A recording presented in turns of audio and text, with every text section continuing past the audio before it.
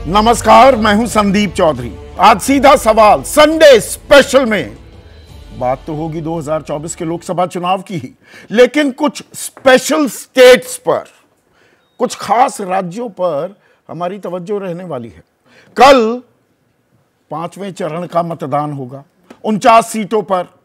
अब तक 379 सीटों पर मतदान हो चुका है, 164 बची हुई हैं। लेकिन इसमें खास बात क्या है? उत्तर प्रदेश अभी आधी से ज्यादा सीटों पर बटन दबाना बाकी है, लेकिन उसके अलावा जो राज्य हैं, बिहार और पश्चिम बंगाल, ये उन स्पेशल स्टेट्स में भी आते हैं। लगातार पिछले 2 महीने से हम 4 राज्यों का जिक्र कर रहे हैं कि ये स्विंग स्टेट्स हैं। मतलब सत्ता का झूला किस तरफ झूलेगा, वो इन राज्यों के नतीजे तय करने वाले हैं। पश्चिम बंगाल में 42 सीटें हैं, बिहार में 40, महाराष्ट्र में 48। ये 3 राज्य हो गए। आज हम कर्नाटक की बात नहीं करने वाले हैं, 28 सीटों वाला राज्य, क्योंकि वहां चर्चा हो चुकी है और चुनाव हुए भी, अब वक्त हो गया।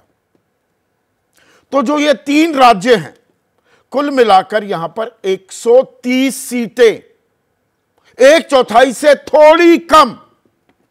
और इन 130 सीटों में अगर हम सूबेवार आंकड़ा आपको बताएं 2019 का, तो बिहार में 40 में से 39 सीटें एनडीए के खाते में गई थी।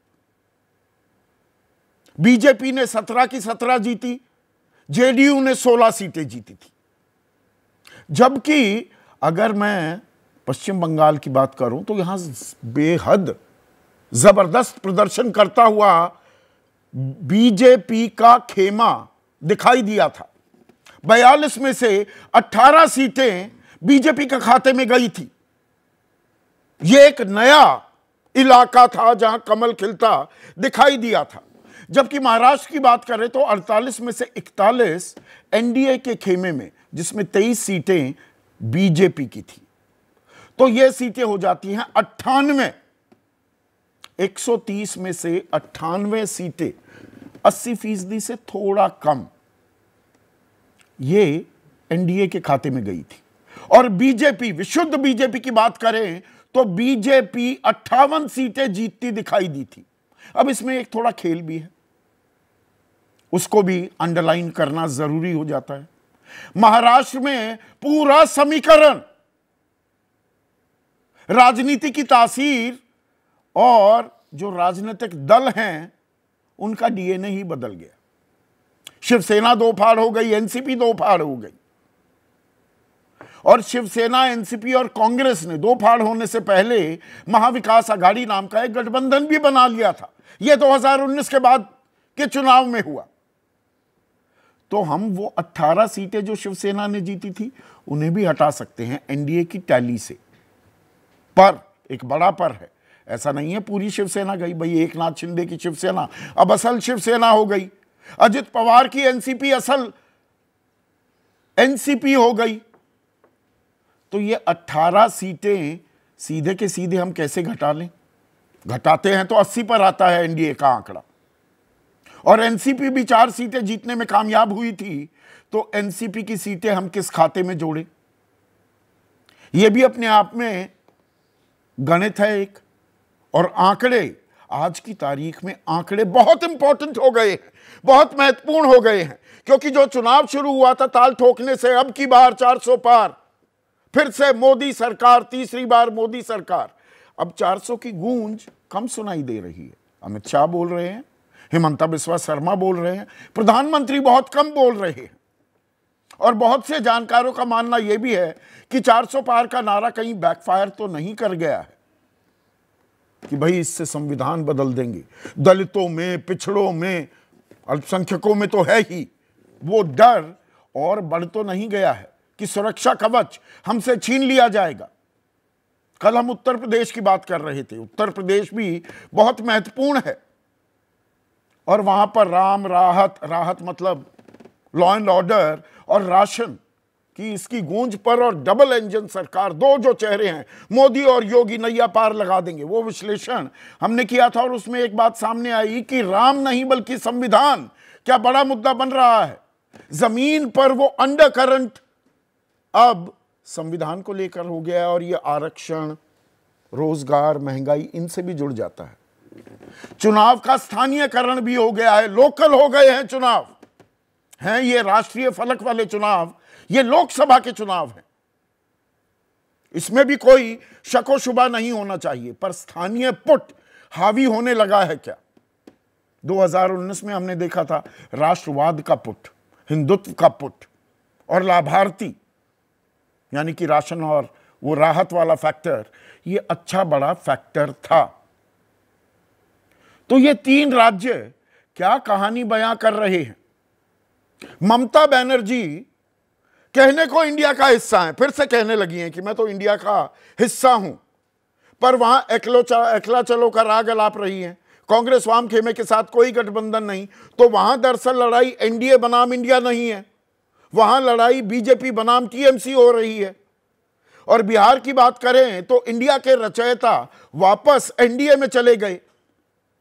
वो कमजोर कड़ी साबित हो रहे हैं, या वो जो पुट था, वो जो एक वोट बैंक है नीतीश कुमार के पास, जिस तरफ जाता है वहीं समीकरण और राजनीतिक खेल को बदल देता है। 2015 में लालू प्रसाद यादव के साथ गए तो सूपड़ा साफ कर दिया था बीजेपी का। एनडीए के साथ रहते हैं तो बीजेपी को फायदा देते हैं। वही होता दिखेगा क्या? और जो खेल हुआ है महाराष्ट्र में, वो तो जबरदस्त है। उत्तर प्रदेश के बाद सबसे ज्यादा सीटें कहीं हैं तो वो महाराष्ट्र में है, और वहां विरासत की लड़ाई है, असली नकली की लड़ाई है, वहां धोखा और खोखा, इसकी गूंज भी साफ सुनाई दे रही है। इसमें एक और आंकड़ा आपके सामने मैं पेश करना चाहूंगा। पश्चिम बंगाल में टीएमसी 44% वोट हासिल करने में कामयाब हुई थी 2019 के लोकसभा चुनाव में, और BJP was a very close second, 41% vote bank.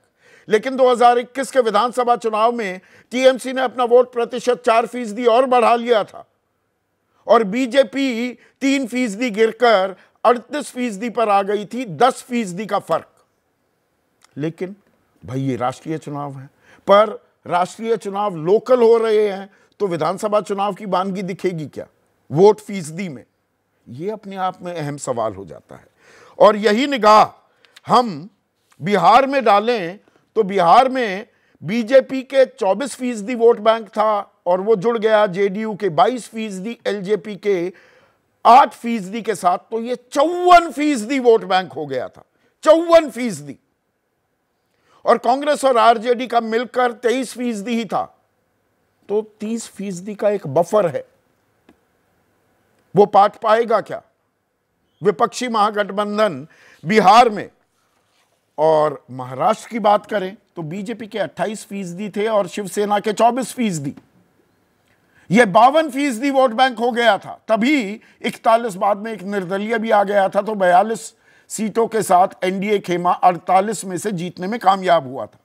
Congress और एनसीपी की 16% वोट थी, यानी कि 32%। अब 24% शिवसेना का किसके पास ज्यादा पुट जा रहा है? 2/3 माने, यानी कि 16% ही चला जाए महाविकास अघाड़ी में, चला जाए, मैं कह नहीं रहा हूं कि चला जाएगा, तो यह 48% हो जाता है। तो बीजेपी पीछे रह जाएगी क्या, या ये सिर्फ कागजी गणित है? आज इसी गणित को फैलाने की कोशिश करेंगे। ऐसे में आज का सीधा सवाल, नतीजे आएंगे तो 3 स्विंग स्टेट्स क्या खेल दिखाएंगे, और 4 जून की ताल, किसकी रणनीति बेमिसाल? रणनीति की भी बात हम करने वाले हैं।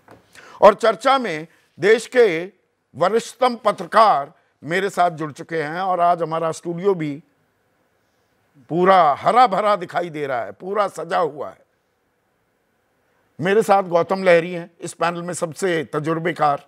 विनोद अग्निहोत्री, तजुर्बा असीम है, चेहरे से ही युवा दिखते हैं, उम्र भी काफी हो गई है।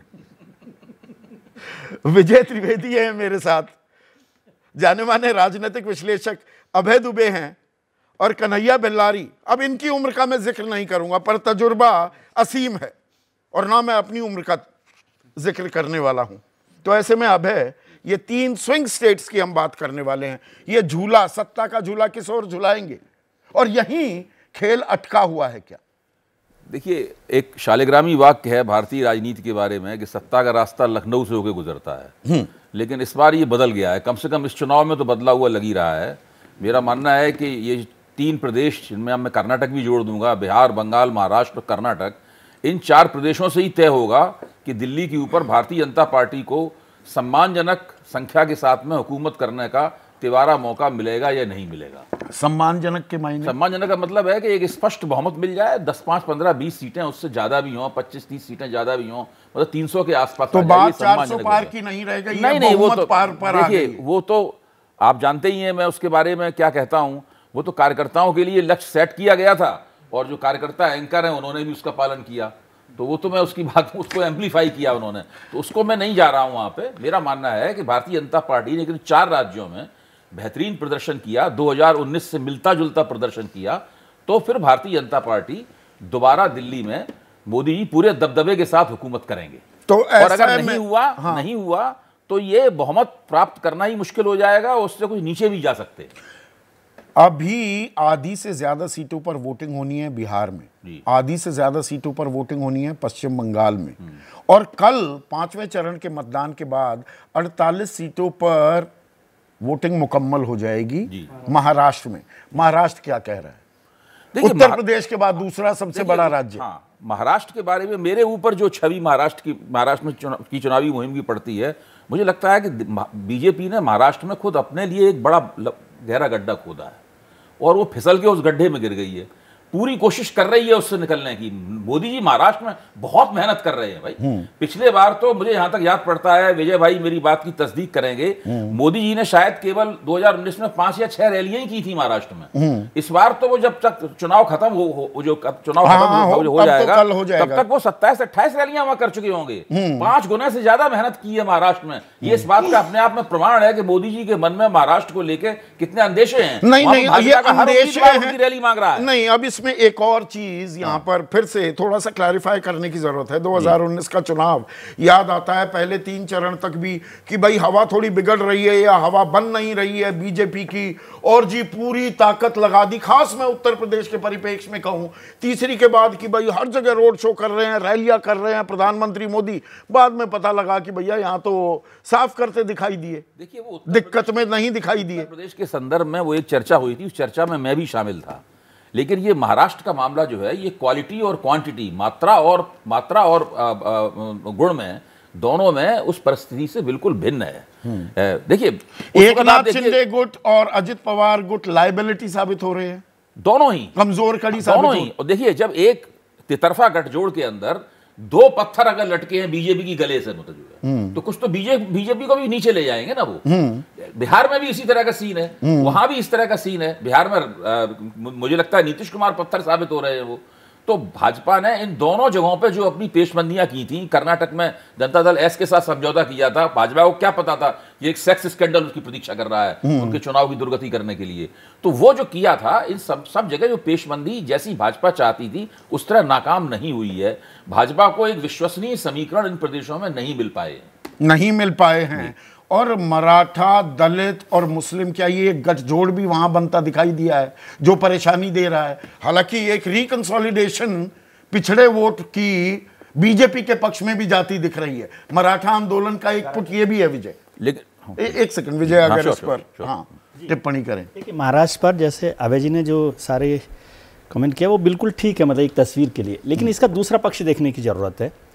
महाराष्ट्र में जिस तरह से ये दोनों पार्टी टूटी हैं, शिवसेना और एनसीपी, ये उससे पहले दोनों महाविकास अघाड़ी में थी, तीनों की तीनों पार्टी। यदि ये पार्टियां नहीं टूटती, मतलब नहीं तोड़ती बीजेपी, इसको ऐसा कहें, तो मान लीजिए आज 5 सीटें आ रही हैं उन दोनों पार्टीज की, तो वो 5 सीटों का भी नुकसान होता ना। तो इसमें भारतीय जनता पार्टी का क्या नुकसान हुआ है? पहली बात, इसको इस तरह से देखें, जो भारतीय जनता पार्टी की सीट है वो सीट, ये सही बात है कि भारतीय जनता पार्टी के लिए वो उस तरह से फायदेमंद नहीं हुई, एक लायबिलिटी के तौर पर देखी जा रही है। लेकिन मैं ये समझता हूँ कि जितनी सीटें शिवसेना के पास थी, वो सीटें तो शिवसेना के बाहर जाने से भारतीय जनता पार्टी को नहीं मिलती। तो आज वो 2 पार्टियां तोड़ के उनसे 5 या 7 सीटें या 6 सीटें या 4 सीटें जो भी लाती है वो एक्स्ट्रा सीट है भारतीय जनता पार्टी के पास महाराष्ट्र में।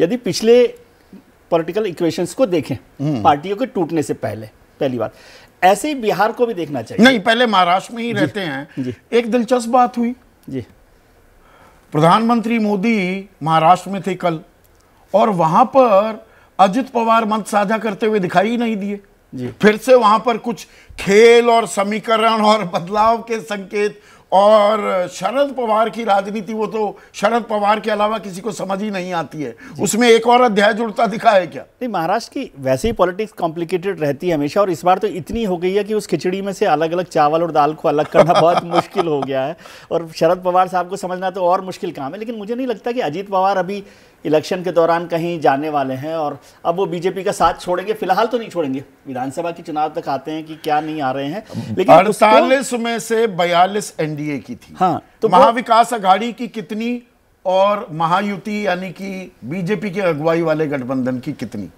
स्थिति क्या देखते हैं? भारतीय जनता पार्टी की कोई सीट का नुकसान मुझे फिलहाल नहीं दिखाई दे रहा। वो अब 25 की जगह 28 पर लड़ रहे हैं। हाँ, 23 जीती थी, तो उतना लगभग रहेगा। और ये दोनों पार्टियां एनसीपी और शिवसेना जो टूटा हुआ ग्रुप है, मतलब शिंदे साहब और अजीत पवार साहब, वो 5-7 सीटों का इजाफा कर सकते हैं। तो वो 28 तक 28-30, हाँ, 10 से 12 का नुकसान। हाँ। अब है आपका आकलन? नहीं, ठीक है, मैं तो मानता हूं ये 4 प्रदेश जाए, इस चारों प्रदेशों में नहीं, पहले महाराष्ट्र की बात करते हैं, फिर मुकम्मल तस्वीर आई जाएगी। नुकसान होना तो बिल्कुल तय है, और उससे बेशी भी हो सकता है, लेकिन 10 सीटों का नुकसान होना महाराष्ट्र में तय है बिल्कुल। अब ऐसे में बिहार की बात की जाए, कन्हैया बेलारी, और बिहार में कुल मिलाकर 54% एनडीए का वोट बैंक था। अब इस बार कोई ऐसा बदलाव आप देख रहे हैं? बहुत जगह कांटे की टक्कर की बात हो रही है। उत्तर प्रदेश में भी अब विमर्श ये होने लगा है, भाई कांटे की टक्कर दिखाई देने लगी है बहुत सारी सीटों पर। बिहार क्या संकेत और संदेश दे रहा है?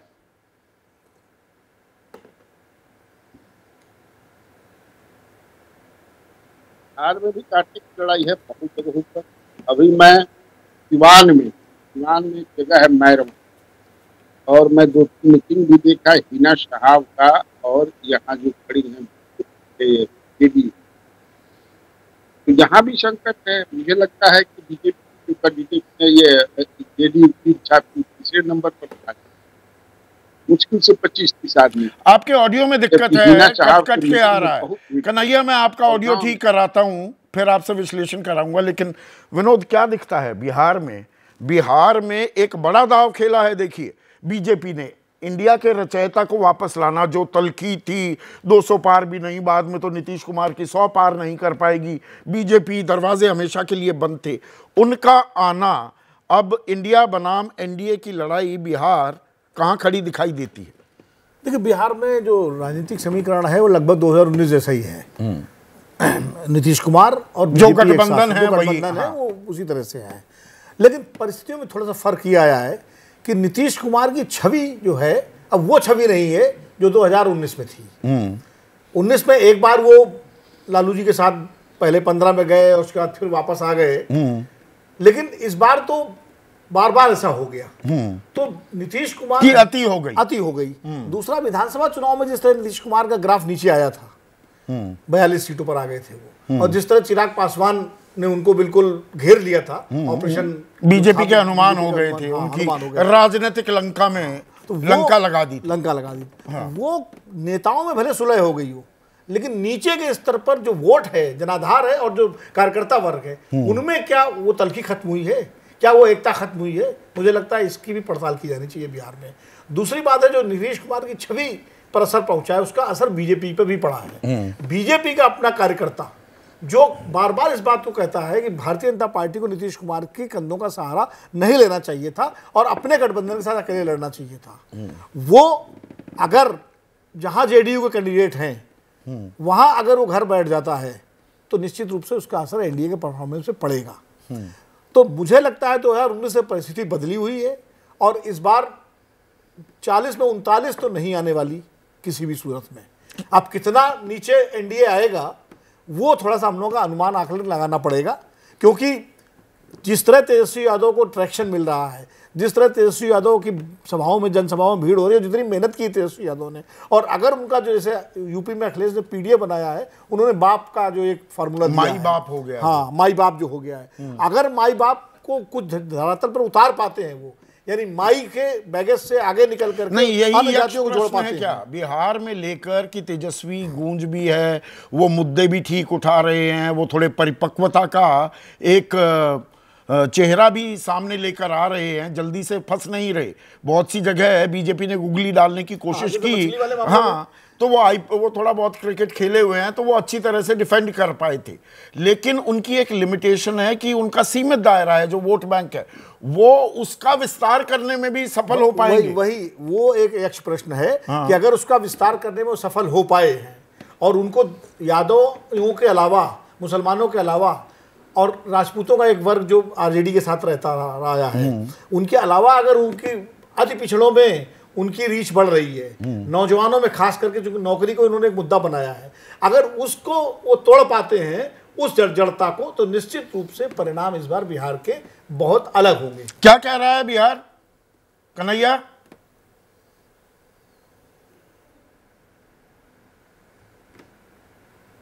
मैं देखिए, बिहार में अभी स्थिति 19 से एकदम उलट है। तब न प्रधानमंत्री इतना यहाँ समय दे रहे हैं, आप देख रहे होंगे कि कल परसों भी प्रधानमंत्री 2-2 मीटिंग करेंगे, परसों कल ही आ जाएंगे प्रधानमंत्री, कल ही आ जाएंगे, यहाँ ठहरेंगे, रणनीति बनाएंगे, क्योंकि वो समझ, यहाँ जो सही बताया इन्होंने कि जमीन पर तालमेल नहीं बैठ पा रही है, दोनों के वर्कर्स में तालमेल नहीं बैठ पा रही है, और यहाँ जो पवन सिंह के खड़ा हो जाने से, उपेंद्र कुशवाहा बहुत बड़ा नेता है कुशवाहा समाज, इसको लेकर के अब उन लोग के दिमाग में है ये कि कहीं बीजेपी तो नहीं खेला कर रही है, हमारे नेता को हराने का कोई षड्यंत्र तो नहीं कर रही है। इसको लेकर के हर जगह आप देखिए, और फिर दूसरी जो लालू प्रसाद यादव ने या महागठबंधन ने लगभग 10 कोयरी समाज के लोगों को टिकट दे दिया, उसका भी बहुत असर। और ये जो मलाह ये सहनी जो आ गए इनके साथ, मुकेश सहनी, इससे तो 54% कहाँ सवाल, एकदम मतलब फिर भी जो है अभी की स्थिति में अगर हम कहें, जो अभी हम जब महसूस कर रहे हैं, नहीं भाई 54 से नीचे भी आएंगे। देखिए कन्हैया भाई, 54 से नीचे भी आता है एनडीए का गठबंधन का वोट शेयर, तो कितना नीचे आएगा? 54 बनाम 23 या 24, 30% के अंतर की बात हो रही है। सवाल वहां अटका हुआ है क्या बिहार को लेकर?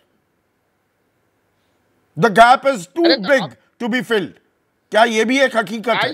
22%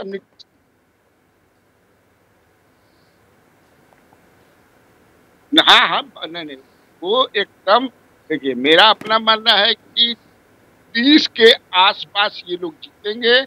10 सीट जो है इस बार निकाल लेगी महागठबंधन बिहार में। जो मेरे पास जो फीडबैक है, जो हमारे सोर्सेज हैं, या मैं जो घूम रहा हूँ, ये महसूस कर रहा हूँ कि 10 सीट ये लोग इस बार निकाल। तो इसका मतलब, मैं पलट कर इसका फिर एक और पहलू ये हो जाता है कि नीतीश कुमार, जिसके बारे में हम कह रहे हैं कमजोर कड़ी तो साबित हो रहे हैं, पर दरअसल नीतीश को अपने खेमे में लाकर बीजेपी ने अपने लॉसेस को लिमिट कर लिया है। जो नुकसान शायद आधे भर का भी हो सकता था, 50% तक का, उसको 25% नुकसान पर लाने में कामयाब हो गई है बीजेपी।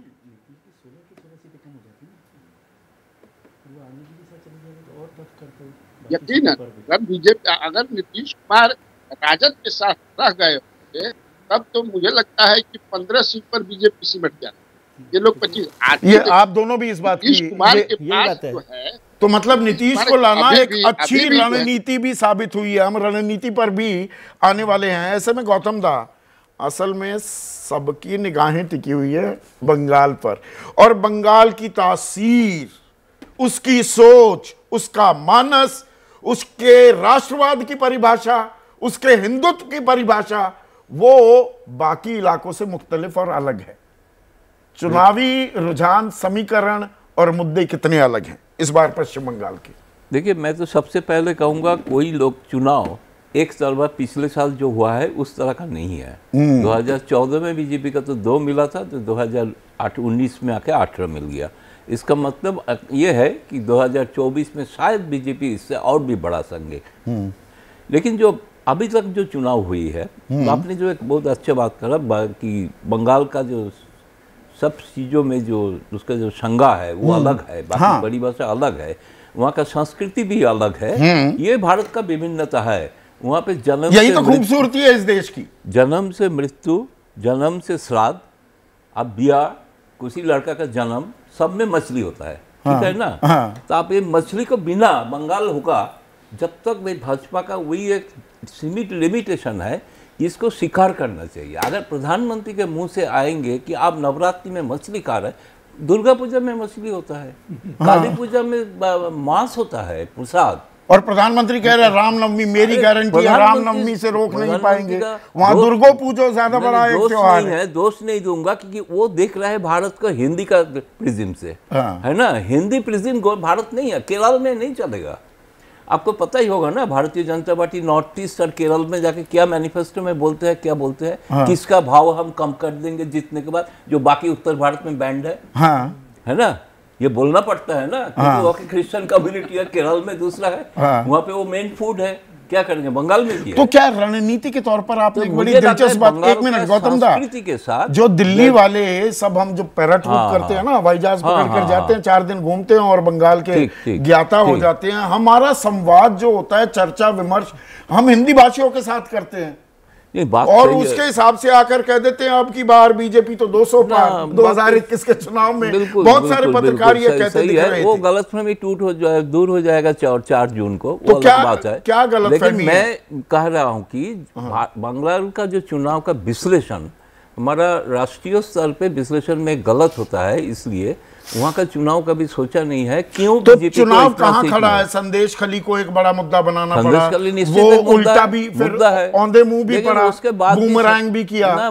संदेश खली सबसे बड़ा मुद्दा क्या दिख रहा है पश्चिम बंगाल के चुनाव में? सबसे बड़ी मुद्दा अभी जो हो गया है, जो बंगाली अस्मिता। बंगाली अस्मिता, हाँ। आप वहाँ पे जाके कोई नेता, एक भी आज तक भारतीय जनता पार्टी एक बांग्ला भाषी कोई नेता को प्रोजेक्ट नहीं कर पाया, किसी को नहीं है। वहाँ पे जो पहले श्यामा प्रसाद मुखर्जी जिस राज्य से आते थे, उस राज्य में उस तरह का मैं नहीं मान रहा हूँ। उससे छोटे कद का कोई नेता भी आज तक हुआ नहीं है। जो नेता हुआ है, सबसे खराब बीजेपी का कोई संगठन है, वो है बंगाल। चुनाव कहाँ खड़ा है? 42 में से ममता कितनी सीट पर खड़ी हैं और बीजेपी कितनी की ताल दिखती है? देखिए, ये क्लियर हो चुका है अभी तक। जो स्वीकार करे या ना करे अलग बात है। 18 तो नहीं मिल रहा है। 18 मिलने का दूसरा कारण था, मैं 18 नहीं मिल रहा है, मतलब 18 से ज्यादा मिल रहा है कि 18 से कम मिल रहा है? 18 से कम तो निश्चित मिल रहा है। अच्छा, तो बीजेपी मान रहा है। कितना कम? एक आंकड़ा ये तो फोरकास्ट करना मुश्किल है, एग्जिट पोल तो मैं नहीं कर रहा हूँ, हाँ। लेकिन निश्चित तौर पे 10 के 12 के बीच में रह सकता है अगर बेस्ट परफॉर्मेंस होगा बीजेपी का। देखिए, काल जो सीट है, काल को जो चुनाव है, उसमें जो 7 सीट में 3 भाजपा जीते थे। सब जानते हैं कि निश्चित तौर पे एक हार रहा है। सबसे बड़ी परीक्षा है कि काल मथुआ का सीए का अग्नि परीक्षा हो रहा है। शांतनु ठाकुर जो मंत्री है, सीए उसका कामयाब हुआ कि नहीं हुआ, वो रणनीति। क्योंकि आपने जो 14 चुनाव लोकल हो रहा है कि नेशनल हो रहा है, इसमें भी सीए और इनकी गूंज मैं तो बाकी भारत में कहीं नेशनल नहीं देख रहा हूँ। कहीं नहीं देख रहे? मैं तो देख रहा हूँ सारी जगह पे लोकल इशू। तो यहाँ पर जो मोटी तस्वीर अब उभर कर सामने आ रही है, और इसमें अब हम रणनीति की भी बात करने वाले हैं। मैंने आपको बताया था 130 सीटें, 130 में से एनडीए के खाते में गई थी 98 सीटें, बीजेपी को मिली थी 58 सीटें। तो जो ये 98 सीटें हैं, जो यहाँ हमारे पैनलिस्ट हैं, इतने वरिष्ठ पत्रकार हैं, वो एक बात मान रहे हैं, बिहार में 10 के करीब आंकड़ा कम हो रहा है, कम से कम 10 हो रही हैं, महाराष्ट्र में भी कम, और कोई इजाफा नहीं दिख रहा है पश्चिम बंगाल में। तो इन 130 में से 98 का आंकड़ा 78 या मैं कहूँ 75 की तरफ जा रहा है। यही आंकड़ा आ रहा है अब है। देखिए, हाँ, आंकड़ा तो इसी तरह का आ रहा है जो आप कह रहे हैं। जो विजय भाई ने रणनीति वाले पहलू पे जोर दिया कि भारतीय जनता पार्टी अगर ये रणनीति नहीं अपनाती तो उसे बहुत ज्यादा नुकसान होता। तो कुल मिलाकर अगर हम इस बात को सही माने तो ये रणनीति मुख्य तौर पर बचाव की रणनीति थी। ये रणनीति आक्रामक तौर पर अपने प्रभाव को और बढ़ाने की रणनीति नहीं थी। ये रणनीति बचाव की रणनीति थी। और ये रणनीति बताती है कि पिछले 5 साल के अंदर भारतीय जनता पार्टी ने इन प्रदेशों में क्या किया, किस तरीके से राजनीति की उन्होंने इन प्रदेशों में। अब बंगाल को लीजिए, बंगाल में जो सीए की नियमावली 5 साल तक भारतीय जनता पार्टी ने नहीं बनाई। क्यों नहीं बनाई भाई? ये तो ये दिल्ली में शाहीन बाग का धरना हुआ था इस सवाल के ऊपर, और आपने 5 साल तक, आप 4 साल तक बैठे रहे हाथ में हाथ रखे हुए। फिर आपने ऐन मौके पे जो चुनाव प्रभावित करना चाहते थे आप, इसलिए जल्दबाजी में बनाई नियमावली, उस नियमावली में गलतियां रह गई, और आज मतुआ लोगों को लगता है कि ये सीए हमारे काम का ही नहीं है। जिस सीए का वो फायदा चाहते थे वो फायदा उन्हें मिल ही नहीं रहा है। तो भाजपा ने इसी तरह महाराष्ट्र में, इसी तरह बिहार में, दोनों जगहों पर जो उनकी रणनीति है, ये रणनीति पहली बात तो यह है कि भाजपा के ही दृष्टिकोण से अगर आप देखें तो ये एक फूल प्रूफ रणनीति नहीं है। तो इसके अंदर बहुत सारी कमियां हैं, बहुत सारे तो एनडीए को तो नुकसान हो रहा है, धक्का लग रहा है इन 3 राज्यों में। पर अगर हम बीजेपी का यहां पर आंकड़ा देखें, गौतम दा कह रहे हैं कि बंगाल में थोड़ी कम हो सकती हैं, तो 2-3 सीट का नुकसान लगा लीजिए। बिहार में कम होती ज्यादा नहीं दिख रही है, और महाराष्ट्र में भी नुकसान होगा तो अजित पवार गुट और एकनाथ शिंदे गुट का सीटें ना जीत पाने के चलते होगा। तो 58 का जो आंकड़ा है जो बीजेपी का था, वो ज्यादा से ज्यादा क्या 52-53 वहां तक आता दिख रहा है। तो अपनी लॉसेस लिमिट करने में भी कामयाब हो गई क्या बीजेपी? नहीं, देखिए जो अभय जी ने कहा कि बचाव की रणनीति, और बचाव की रणनीति कई बार जो है बहुत सफल होगी कि नहीं होगी, इस पे भी प्रश्न होता है। क्योंकि जब आगे बढ़ के आप खेलते हैं तो अगर थोड़ा पीछे भी हटेंगे तो भी आगे ही रहेंगे, लेकिन पीछे हट के जब खेलते हैं तो कितना पीछे जाएंगे इसका हिसाब किताब मुश्किल होता है। मैं महाराष्ट्र की बात करता हूँ। महाराष्ट्र में जहां बीजेपी सबसे ज्यादा सीटें लड़ रही है, 28 सीटें लड़ रही है, जहां बीजेपी के उम्मीदवार हैं, क्या वहां एनसीपी से एकनाथ शिंदे और ये शिवसेना एकनाथ शिंदे और एनसीपी अजित पवार के जो कार्यकर्ता हैं, अगर एनसीपी का उम्मीदवार है क्या उसके लिए एकजुट नहीं होंगे? या शिवसेना का जो उम्मीदवार है अगर बीजेपी के खिलाफ, तो क्या वहां एकनाथ शिंदे और उद्धव ठाकरे के जो कार्यकर्ता है वो एकजुट नहीं होंगे? अगर जमीन पर यह स्थिति हो जाती है तो फिर जो रणनीति बचाव की हुई उसका ज्यादा फायदा नहीं मिल पाएगा फिर, क्योंकि शिंदे वोट डलवाने का काम शिंदे और अजित पवार ने नीचे कार्यकर्ताओं का होता है। जहां एकनाथ शिंदे वर्सेस उद्धव शिंदे हो, उद्धव ठाकरे सेना होगा, वहां तो मान लेता हूं कि उनमें बंटवारा हो जाएगा। लेकिन जो बाला साहब ठाकरे की तस्वीर लगा करके अगर शिवसेना का उम्मीदवार लड़ रहा है उद्धव ठाकरे का ही, और सामने बीजेपी का उम्मीदवार है, तो उद्धव ठाकरे को मानने वाले, बाला साहब ठाकरे को मानने वाले जब निश्चित रूप से ज्यादातर उसके ही साथ जाएंगे। इसको भी जमीन पर देखना पड़ेगा ये कितना कारगर हो। और इसको देखने के लिए अब मैं कर्नाटक को भी जोड़ देता हूं उस टैली में। जो 130 तो इन 3 राज्यों की हो गई, 28 सीटें हैं कर्नाटक की, तो आंकड़ा हो जाता है 158। और एनडीए ने जो यहां पर जीती थी वो सीटें बढ़कर हो जाती हैं 123। 26 सीटें उसकी जोड़ दी, 25 सीटें जोड़ दीजिए, 25 सीटें जोड़ दी तो 123, और 25 ये सारी की सारी बीजेपी की थी। तो 58 जो 130 में से खुद बीजेपी ने जीती वो बढ़कर 83 सीटें हो जाती हैं। तो जो ये 158 में से 123, इसमें बीजेपी का पुट भी सबसे ज्यादा जो आता है, बंगाल से भी ज्यादा वो आता है कर्नाटका से। तस्वीर कहां खड़ी दिखाई देती है आपको विजय? यदि 83 सीटों को हम देखें, मतलब जो हमने टोटल किया, हाँ, तो मुझे जो बहुत ज़्यादा मजबूती भी देखें तो 75 सीटों पर आता है। मुझे भारतीय जनता पार्टी का जो सबसे ज़्यादा नुकसान लगता है वो कर्नाटक में लगता है। बाकी तीनों स्टेट में वो नुकसान नहीं दिखता, ना कर्नाटक वहाँ दिख रहा है, बिहार में और महाराष्ट्र में तो नहीं है नुकसान। हाँ। बंगाल में हो सकता है, क्योंकि गौतम लाहारी जो बोलते हैं, मतलब महाराष्ट्र में नुकसान बीजेपी को ना हो, बीजेपी 24-25 सीट ले गई, 4-5 ही वो ले पाए, तो कुल मिलाकर नुकसान तो 10-12 का हो गया। पर बीजेपी को कोई बीजेपी की सीट की जब हम चर्चा कर रहे हैं तो उसका नुकसान नहीं हो रहा। कर्नाटक में मुझे नुकसान दिखाई देता है कि कर्नाटक में बीजेपी का नुकसान हो रहा है। क्योंकि कितना नुकसान हो सकता है उसका कुछ अंदाजा अब लग पाया? वो जो प्रज्वल रेवन्ना की टेप जो हुई है वायरल, और उसके बाद भी चुनाव बचे हुए थे। प्रज्वल रेवन्ना से तो जो हुआ होगा, लेकिन कांग्रेस ने अच्छा चुनाव वहां पर लड़ा है कर्नाटका में, तो वो मजबूत चुनाव लड़ने से बीजेपी वहां पर थोड़ा नुकसान उठा ही रही है। रेवन्ना का जो नुकसान हुआ होगा वो तो अलग बात है, लेकिन ओवरऑल भी कांग्रेस ने वहां पर बीजेपी के सामने एक तरह से ये समझिए कि कर्नाटक ही ऐसी स्टेट है जहां पर बीजेपी वर्सेस कांग्रेस का एक स्ट्रॉन्ग। तो 158 में से जो 123 थी, आप 10 सीटों तक का वहां नुकसान मान रहे हैं, हो सकता है बीजेपी को, ये कह रहे हैं? 7-8 सीटों का हो सकता है नुकसान कम से कम। चलिए मैं इजी गणित के लिए वो 10-10 और 10, इक्का दुक्का सीट का नुकसान पश्चिम बंगाल, उसको भी नजरअंदाज कर देते हैं जी। तो 123 का आंकड़ा एनडीए का 158 में से विनोद घटकर 30 घटा देते हैं तो वो 93 पर आता है। हाँ निश्चित 93 में तुम्हारा है। हाँ। तो अब सवाल ये है कि जो 30 का ये घाटा है ये बीजेपी पूरा कहाँ से करेगी? एनडीए, क्योंकि हम एनडीए का आंकड़ा की लगा बात रहे हैं। हाँ। NDA जहां कंपैरिजन कर रहे हैं उसी चीज का करना चाहिए। एनडीए पूरा कहाँ से करेगा? अब ये पूरा, क्योंकि जिन राज्यों में भारतीय जनता पार्टी बहुत मजबूत है, उत्तर भारत के राज्यों में, वहाँ ऑप्टिमम पे है। वो चाहे गुजरात, मध्य प्रदेश, 26 में से 26, 25 में से 25, 29 में से 28, 7 में 7, 10 में से 10, 4 में से 4, 5 में से 5। तो कुल मिला के क्या वहाँ पूरा कैसे करेगी? पढ़ने की गुंजाइश खाली अगर कहीं पर है उत्तर भारत में, तो उत्तर प्रदेश में जहाँ 64 थी और 16 सीटें वो विपक्ष ने जीती थी, तो या तो यहाँ बढ़ रही हो वो तो कुछ पूरा कर सके, या दक्षिण के जो राज्य हैं तमिलनाडु, केरल और या उड़ीसा है, जिन राज्यों में वहाँ, तो क्या वहाँ बढ़ पा रही है? अगर वहाँ ये घाटा पूरा कर लेती है भारतीय जनता पार्टी जो 30 सीटों का है एनडीए का, या एनडीए पूरा कर लेता है, तो फिर वो और बाकी परफॉर्मेंस वही रहता है, तो फिर मान सकते हैं कि भाई 2019 का आंकड़ा छू सकती है। लेकिन अगर पूरा नहीं कर पाई तो फिर बहुत डगर कठिन है, पनघट की वाली स्थिति हो जाएगी। ठीक है गौतम दा, क्या रणनीति का भी खेल, अब वो वक्त आ गया है। रणनीति किसकी मजबूत दिखी? जब चुनाव शुरू हो रहा था तो ऐसा था कि विपक्ष तो कोई है ही नहीं। अरे है कहाँ विपक्ष, क्या मुद्दा है?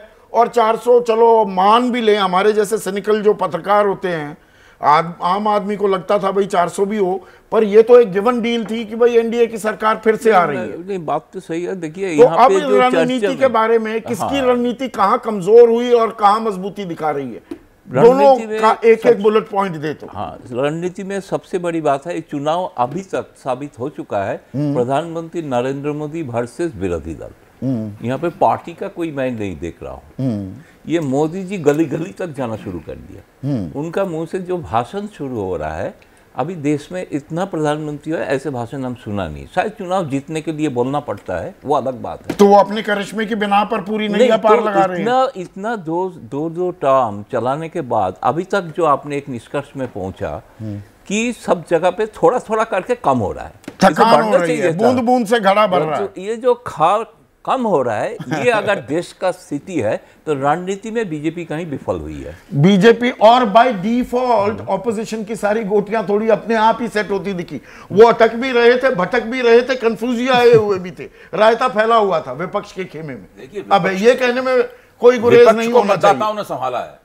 अगर आज विपक्ष कुछ संभलता हुआ नजर आ रहा है तो वो मतदाताओं ने अपना कंधा लगाया है, मतदाताओं ने संभाला है। वरना मैं विपक्ष को बहुत ज्यादा ब्राउनिंग पॉइंट्स देने के लिए तैयार नहीं हूं। केवल कांग्रेस के घोषणा पत्र को मैं मानता हूं कि वो उन्होंने सुचिंतित तरीके से बनाया और जो उनकी रणनीति थी उस पर उनकी नजर थी, उसी के हिसाब से घोषणा पत्र उसकी एक ठोस अभिव्यक्ति दिखाई पड़ता है। इसके अलावा विपक्ष का जो कुछ भी है वो बिल्कुल मतदाताओं द्वारा संभाला गया है। तो एक तरफ क्या ये वो दुष्यंत कुमार की लाइन है, 4 जून को मैं सुनाऊंगा आपको, लड़ाई उस तरह की हो गई है, ओवर कॉन्फिडेंस में आ गई बीजेपी, या बीजेपी की ताकत ऐसी है और वो डिफरेंस इतना कि अगर लड़ाई जो तथाकथित क्लोज दिख रही है या कई जगह कांटे की दिख रही है, वो एक तरफा ही साबित होगी, या अंडर करंट कुछ ऐसा था वो करंट में तब्दील हो जाएगा 4 जून के नतीजों तक।